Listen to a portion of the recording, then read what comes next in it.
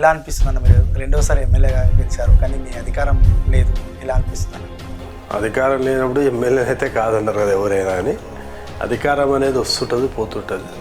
అధికారం అనేది అంటే పార్టీలులా శాశ్వతమేం కాదు.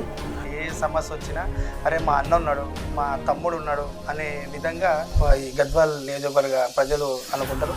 ఆ విషయంలో అన్నారు ప్రజల మధ్యలో ఉండే వాళ్ళం కనుక ప్రజలు మమ్మల్ని ఆదరిస్తున్నారు తప్ప మేమేం దేవుళ్ళం కాదు గొప్పోళ్ళమేం కాదు.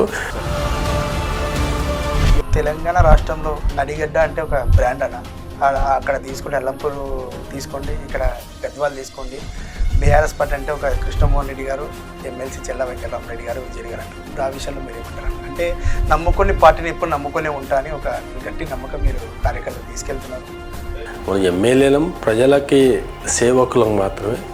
ప్రజలని మనము ఏదో మనం ఎమ్మెల్యే పదవి వచ్చిందని ప్రజల హేళన చేస్తే ఆ నాయకుడికి ఎప్పటికైనా అధోగతి అనేది తప్పదు. అలాగే కాంగ్రెస్ వెళ్తున్నారని 2 రోజులు బాగా చక్కర్లు కొడుతుంది. అలాగే మీరు ఫోన్ మాట్లాడేటట్టు ఒక సోషల్ మీడియా బాగా హల్చల్ చేస్తుంది. ఆ విషయంలో అంతా ఫేక్ న్యూస్. ఒక జూపల్లి కృష్ణారావు గారితో బాగుండడు అనే విధంగానే ప్రజలు ఈరోజు రూమర్లు చక్కర్ కూడా. ఫోన్ ఏముంది, ఏ ఫోన్ మాట్లాడినా సోషల్ మీడియాలో పెట్టవచ్చు. ఎక్కడ మాట్లాడినా మీకెట్లా తెలుస్తుంది? ఎవరితోనో అన్ని దానికి అదే ఫోటో పెడతారు. అది తప్పు.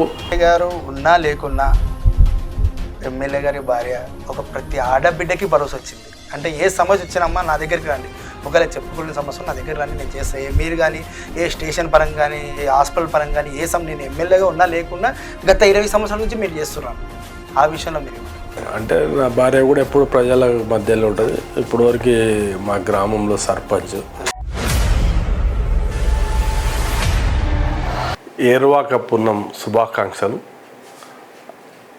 రైతులకు సరైన సమయంలో వర్షాలు కురవాలి. ఆ వర్ణదేవుని ప్రార్థిస్తూ వ్యవసాయ కుటుంబాల్లో వ్యవసాయ కూలీల్లో అందరి కుటుంబాలు ఆనందంగా ఉండాలి.